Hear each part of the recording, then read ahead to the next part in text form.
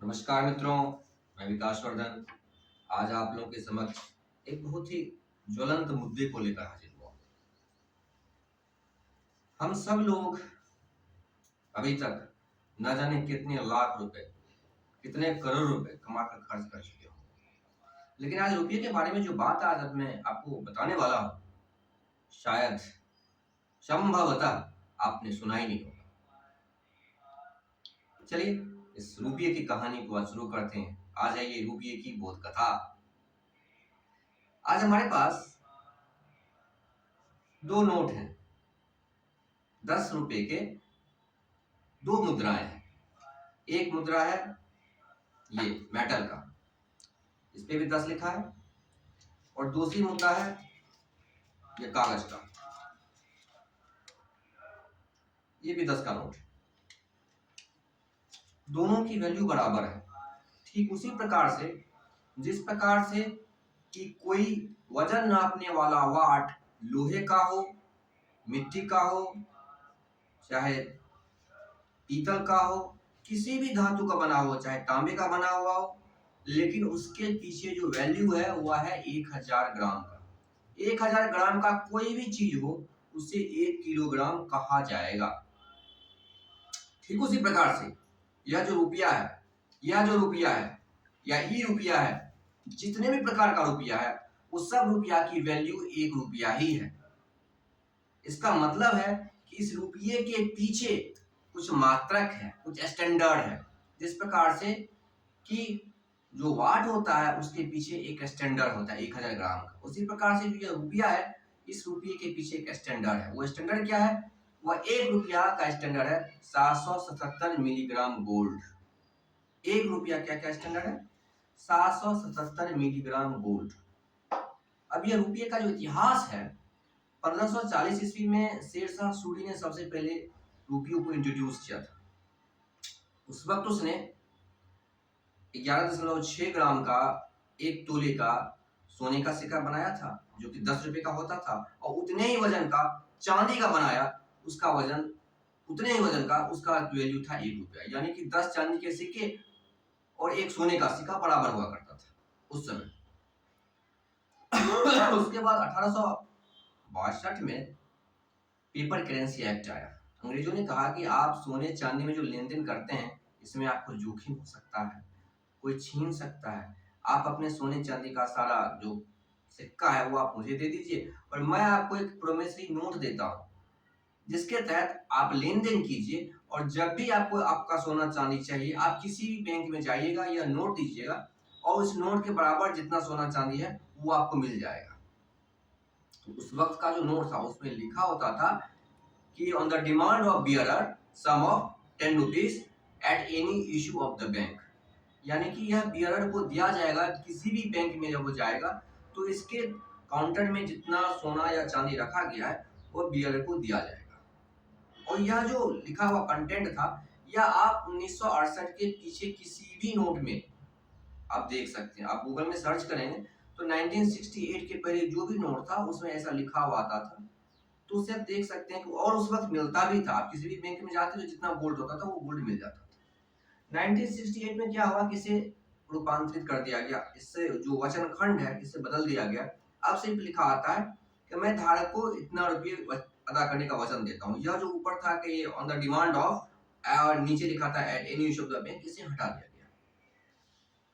अब सिर्फ लिखा था कि मैं धारक को इतना रुपये अदा करने का वचन देता हूँ, जो कि और नीचे आरबीआई का सिग्नेचर होता है। तो जब हमारे एक मित्र घनश्याम वर्मा इसके ऊपर रिसर्च किए और उन्होंने जाकर पूछा कि यह जो गोल्ड की बात है, जो आरबीआई कह रही है हमें गोल्ड देंगे, तो क्या आप देंगे? उन्होंने आरटीआई डाली, 2000 का नोट साथ में लगाया, कितने नंबर का मेरा आरटीआई 2000 का नोट है, क्योंकि रुपया का मतलब तो सोना हो गया, ये बात तो साबित हो गई। रुपया का मतलब होता है सोना, 777 मिलीग्राम। इसका भी डॉक्यूमेंट उन्होंने आरबीआई की आर्काइव से फाइंड किया। इसके पीछे भी एक रोचक कहानी, जो कि मैं आपको अगले वीडियो में बताऊंगा कि किस प्रकार से उन्हें ये कागज मिला। फिलहाल हम इस विषय पे आते हैं।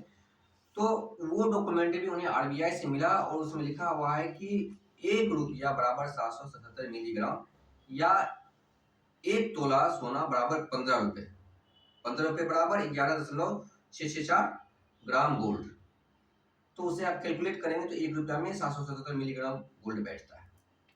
तो जब उन्होंने मांगा कि आप मुझे 2000 रुपये के बदले में आप मुझे गोल्ड दे दीजिए, तो 2000 रुपये के काउंटर में करीब 1.5 किलो के आसपास गोल्ड बैठता है। आरबीआई ने हाथ खड़े कर दिए, बोला कि नहीं गोल्ड तो मेरे पास नहीं है, हम तो फिएट करेंसी में बात करते हैं, अब तो गोल्ड रहा नहीं।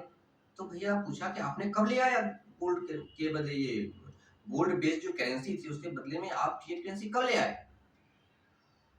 तो उन्होंने कहा कि ऐसा अधिकार मुझे प्राप्त था, जिस अधिकार के तहत हमने ऐसा कर दिया, इसके लिए हमें किसी भी सरकार के या पार्लियामेंट्रियन के या किसी ऑर्डिनेंस लाने की आवश्यकता नहीं थी, यह मेरा अपना अधिकार था, इस अधिकार के तहत हमने ऐसा कर दिया। तब उनसे पूछा गया कि जब आपने ऐसा कर दिया तो फिर आपकी जिम्मेदारियां भी तय होती है, कर कैसे दिया? सबसे पहली बात तो आपने कर कैसे दिया, क्योंकि किसी भी वस्तु का जो मात्रक होता है, किसी भी वस्तु के मात्रक को आप खत्म नहीं कर, मात्रक खत्म मतलब खत्म, बात खत्म हो गई।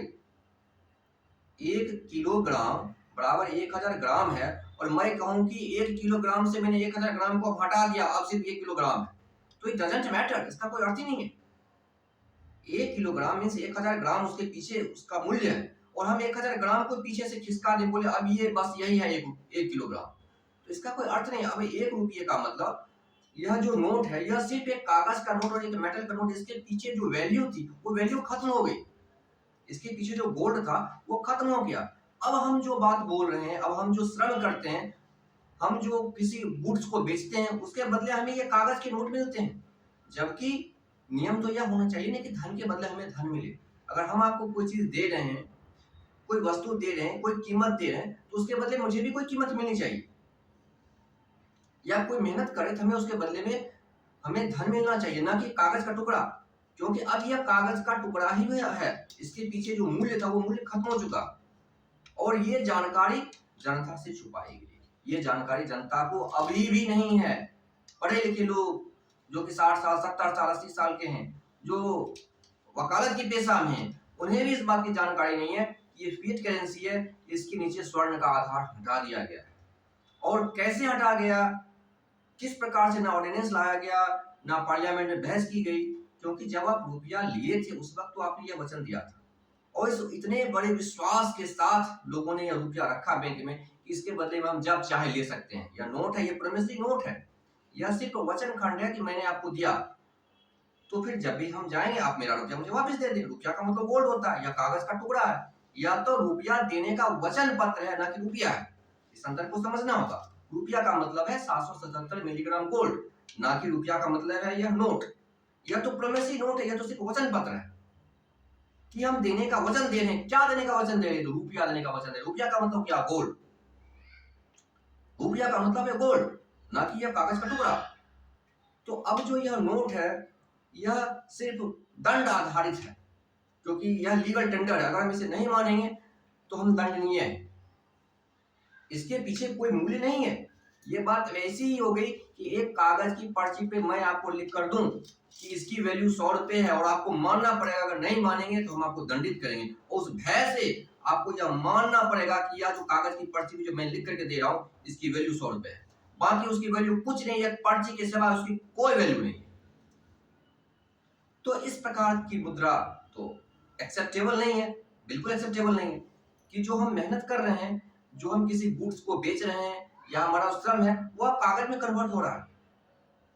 तो यह मुद्रा का जो यह है मानक, मुद्रा को मानक आधारित होना ही चाहिए। मुद्रा मानक शून्य हो जाए तो यह बेकार है, तो फिर गरीब का शोषण होता रहेगा और अमीर अमीर होते रह जाएंगे।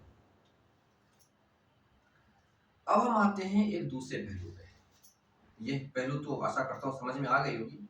अब हम दूसरे पहलू पर आते हैं। जब आरबीआई से यह पूछा गया कि आपके पास कितना सोना है, तो उन्होंने बताया कि 800 मीट्रिक टन सोना है, तो उसके हिसाब से ये 4.84 लाख करोड़ रुपए ही छाप सकते हैं, जो कि रियल होगा जिसके काउंटर में कि सरकार के पास गोल्ड है। तो उनसे पूछा गया कि आपने अभी तक छापे कितने, तो 34 लाख करोड़ रुपया आरबीआई छाप चुकी है। इट मींस 29 लाख करोड़ रुपए जो है वो सारे फर्जी हैं, वो सारे के सारे नकली हैं, क्योंकि उसके काउंटर में गोल्ड है ही नहीं। और वचन पत्र ये लिखा जा रहा है कि मैं धारक को इतने रुपए देने का वचन देता हूं, भले ही आरबीआई दे रही है, आरबीआई दे दे, आरबीआई भी नहीं दे रही है, उसने कहा कि ये वजन पत्र, लेकिन ये वजन ये तो बाउंस हो गया। जिस प्रकार से हमने किसी को चेक काट कर दिया, मेरे अकाउंट में पैसे नहीं है, चेक बाउंस कर जाता है तो हमें 138 लग जाता है कोर्ट में। लेकिन यह जो रुपया है, जिस रुपये में कि गवर्नर लिख कर दे रहे हैं कि मैं धारक को 10 रुपये देने का वजन देता हूँ, लेकिन जब 10 रुपया मांगा जाता है आरबीआई से तो आरबीआई हाथ खड़े कर देती है, कहती मेरे पास गोल्ड ही नहीं, हम नहीं दे सकते।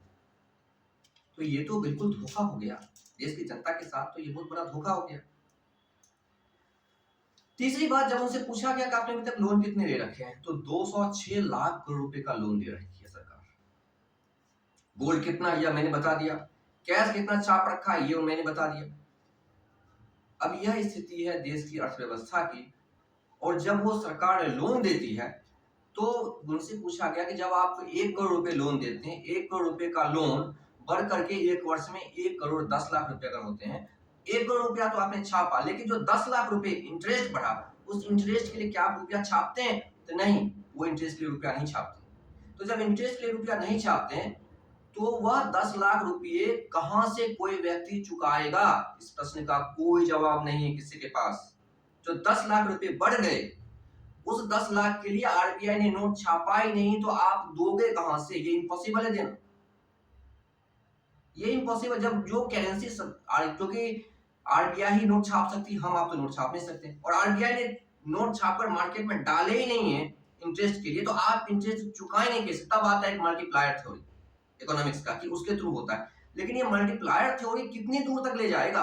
अल्टीमेटली तो यह इन्फ्लेशन पैदा करेगा, और 10% जो लोग होंगे 1 करोड़ रुपए तक जिनका इंटरेस्ट बैठता है और मूलधन बैठता है, वो तो चुका देंगे, लेकिन जो 10 लाख बच जाएगा उसकी तो या तो संपत्ति कुर्क होगी, या तो बैंक का इन्फ्लेशन जाएगा। अगर वो डिफॉल्ट किया तो मनी डिवेल्युएट होगी, और या तो जो 10 लाख रुपए है उसकी संपत्ति कुर्क होगी, जो कि बैंक के पास चली जाएगी। ये एक साजिश है।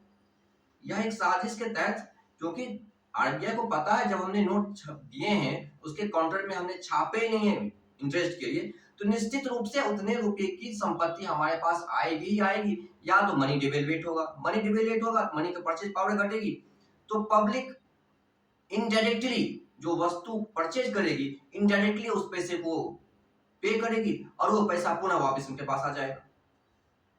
तो यह पूरा तंत्र है, और इस तंत्र पे हमें विचार करना चाहिए कि इसका क्या हल हो, वरना हमारी मेहनत के बदले में ये कागज का नोट, ये हमारी गुलामी का प्रतीक हो गया।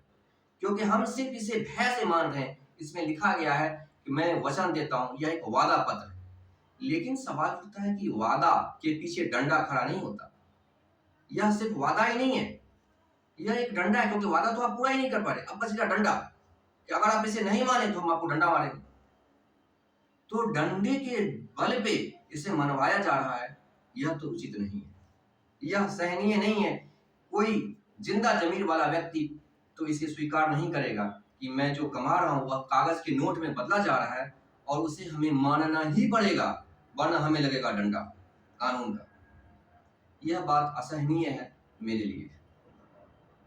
आशा करता हूं आप सब लोग इस पर अपनी प्रतिक्रिया दें, समझें कि क्या है, और खुद से गूगल में सर्च करें, आरटीआई डालें आरबीआई में, जो बात मैं बोला हूं उसका परीक्षण करें, क्या यह सही है। और अगर इसमें कहीं पर भी कोई प्रश्न उठता हो, कहीं पर भी कोई और डॉक्यूमेंट्स चाहिए होगा, तो वो मैं डिस्क्रिप्शन बॉक्स में अपलोड कर दूंगा, आप उसे देख सकते हैं। जो आरटीआई में आरबीआई ने जवाब दिया है कि 1 रुपया बराबर 777 मिलीग्राम गोल्ड होता है, उसका आरटीआई मेरे पास है, वह भी मैं आपको दिखा सकता हूं मांगे जाने पर। जिन्हें भी चाहिए होगा उन्हें मैं दिखा सकता हूँ। आशा करता हूँ मित्रों कि जानकारी आपको रोचक लगी होगी, और अगर आपको यह जानकारी उपयुक्त लगे दूसरों को शेयर करने के लिए, आप कृपया जरूर शेयर कीजिए। बहुत बहुत धन्यवाद।